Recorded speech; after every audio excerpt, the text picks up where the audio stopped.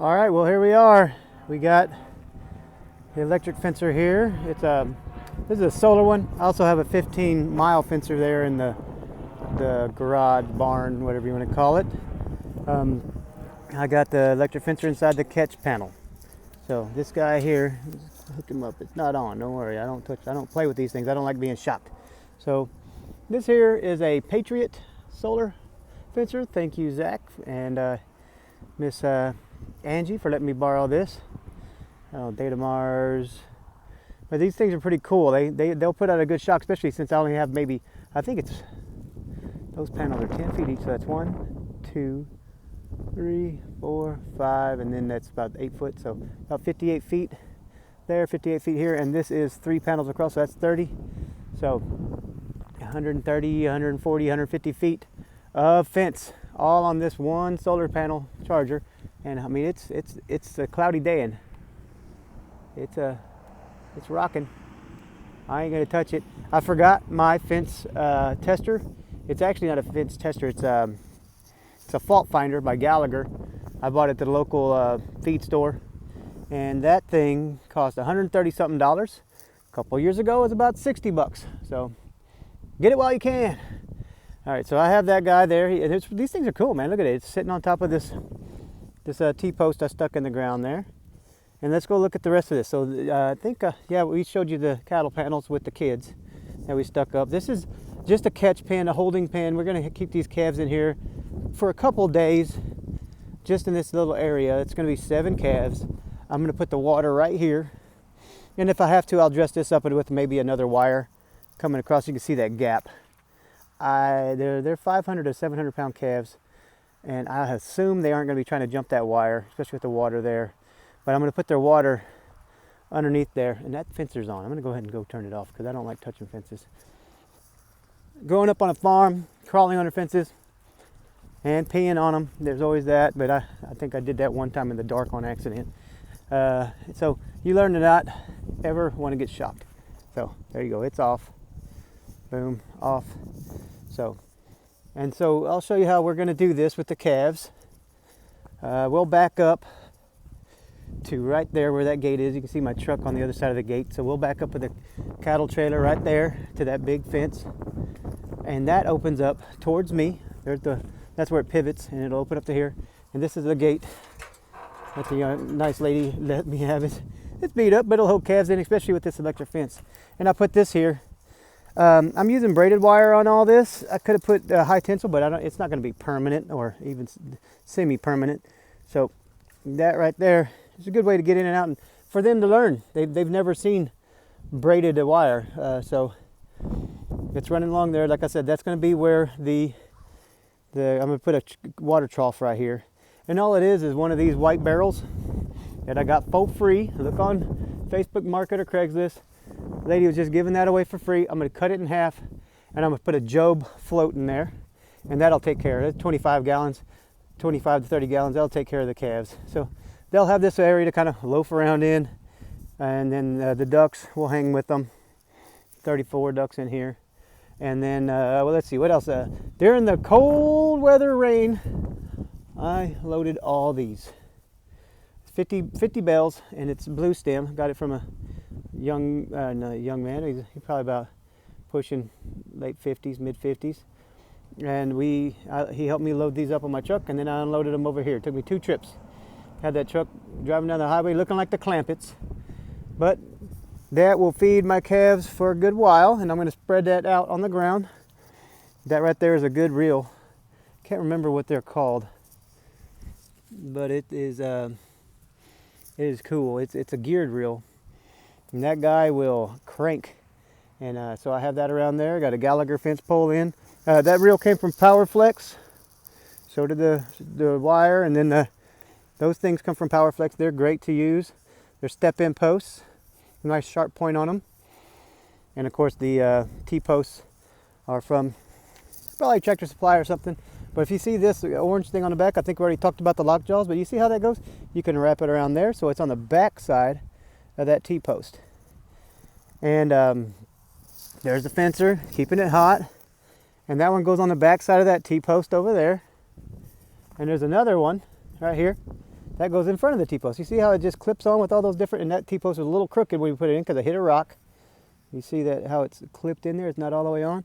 So that's cool, man. It's you can put those little lock jaws on any direction you want. I see. I still won't touch that fence, boy. It makes me nervous. And that one's not on. You see, it's a little crooked there, but that's fine. It's going to stay on there. It's holding that up, and so those calves will get used to what this looks like. Because I'm going to have these lock jaws on the perimeter fence. I'm going to have this braided wire as my paddocks to separate them up. That's my fence for in here. They'll be here for, like I said, a couple days, and then I'll shift them out to start doing their paddock shifts, which I'm really excited about. You can see the ground here. This is where the ducks are. They're little grazers. These are Muscovies. They're little grazers, and so they've really flattened it out here. The calves won't have much to eat in there, but I'll have the hay for them. Let's see. Then these totes here, I'm going to use these to water with. They got lots of water catchment here that they catch off that roof alone. This is what, 1, 2, 3, 4, 5, 6, 7, 8, 9, 10. They have an 11th one, and then the 3 big ones as well. So that's a good amount of water. And this is my setup I did here. Coming off this HDPE. This is a 1-inch HDPE. And I got a T there running into HDPE coming, this couple little sections coming out. I learned this. You put these pipe clamps on and you put them separate from each other so there's not a flat on just one side.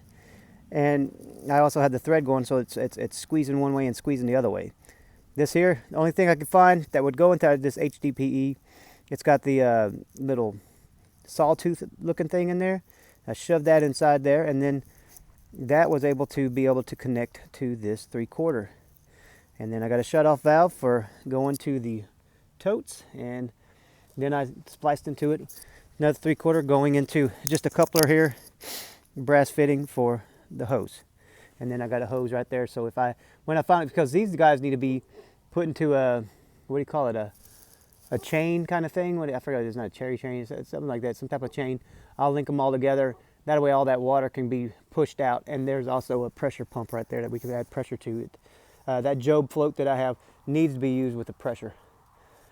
And then over here, it's going to the front of the barn, literally connecting to a water spout coming out of the side of the barn, a hose bib over there.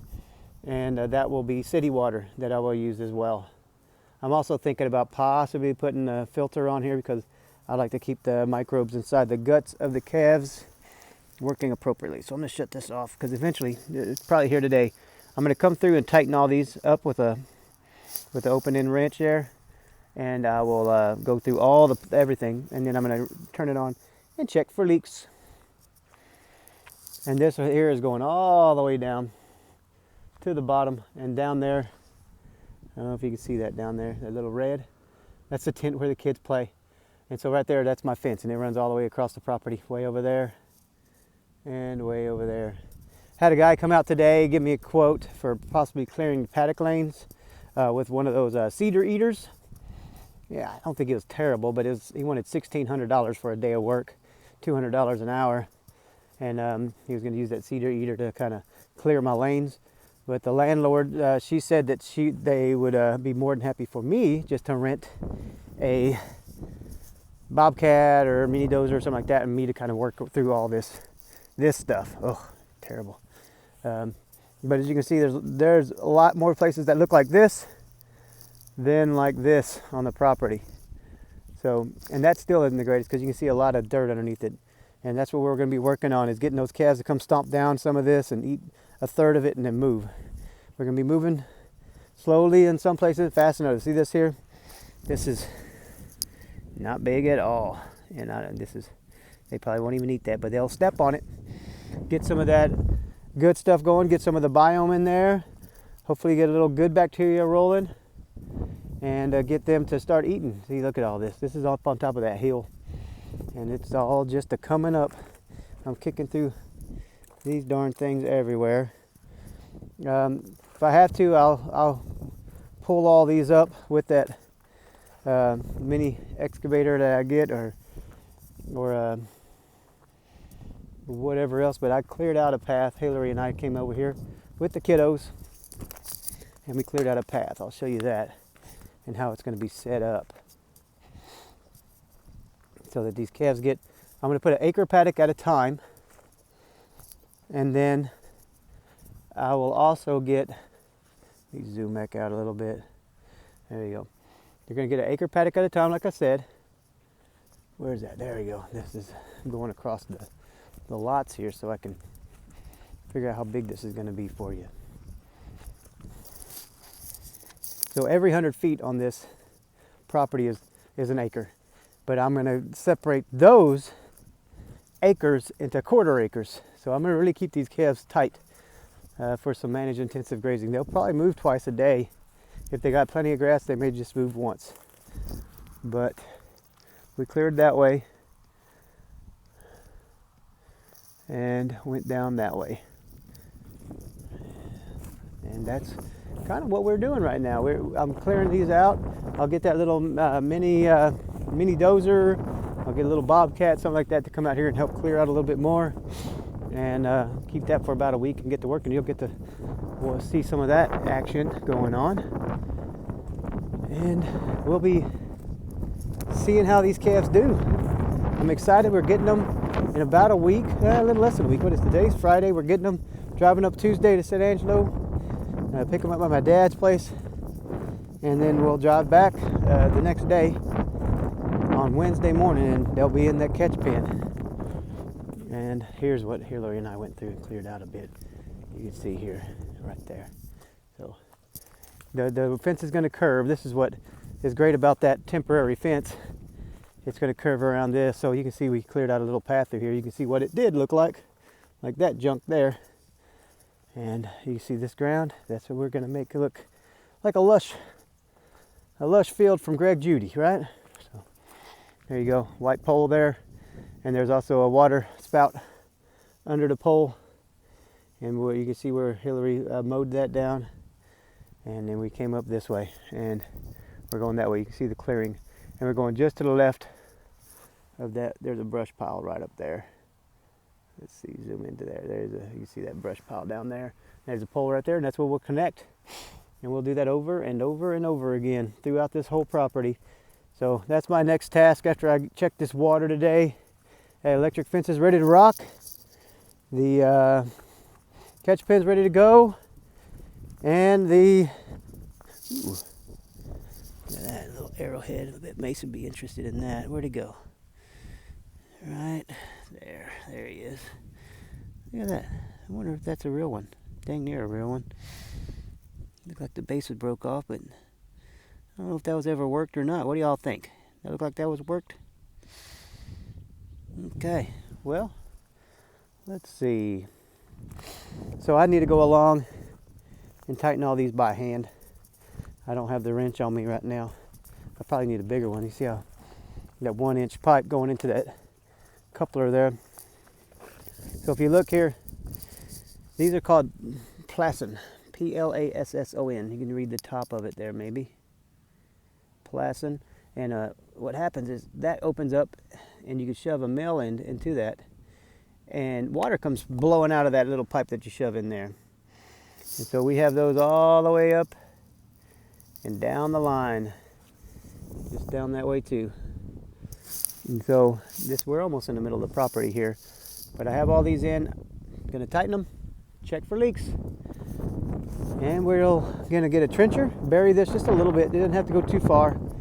I'm not too worried about it freezing per se. I'm more worried about the heat. That June, July, August temps, those calves ain't gonna want to drink 110 degree or more water after it's been sitting inside that pipe all day. So I'll get that buried in a week or two. I'll get a trencher for that bobcat, stick it on there, and just get her done. Kid's tent blew down in all this weather that just happened. Gonna be nice and wet inside that thing, I bet. And everything's going along pretty good. Everybody seems happy out here. The landlords are happy with what we've done, and they're willing to put a little more money towards everything for us to help build it up even better, which is great that they're able to support me like that. and support our efforts to improve their property. Just be willing to come out here and work your butt off, and they are more than happy to help out. So this is where the line's coming. This is where it tees in, coming from the barn way up there. There you go. It's going around that curve there, and it goes right up to where we were sitting, where I showed you where my attachment was. That down there is the end. You can see there's the end. Once I bury them, they'll be all nice and straight and pretty. Zoom back out. Kids' tent, all beat up, and the rest of it is way down that way. All right, well, I appreciate anybody that watches this and made it this far. Please like and subscribe. Let me know if there's anything you think would help out. I've been researching this for years and years. Finally got a lease, and now I'm excited to finally get my calves going. This is actually a little bit of a dream of mine. Been wanting to do this a very, very long time, and I am stoked to get this going and start just producing beef and eventually get some lamb out here. All right, and I guess that's it. I would love to add more, but we are ready to rock with the cows. All right, guys. Well, wish me luck, and I'll see you on the next show. Don't forget to like, subscribe, and share. Bye.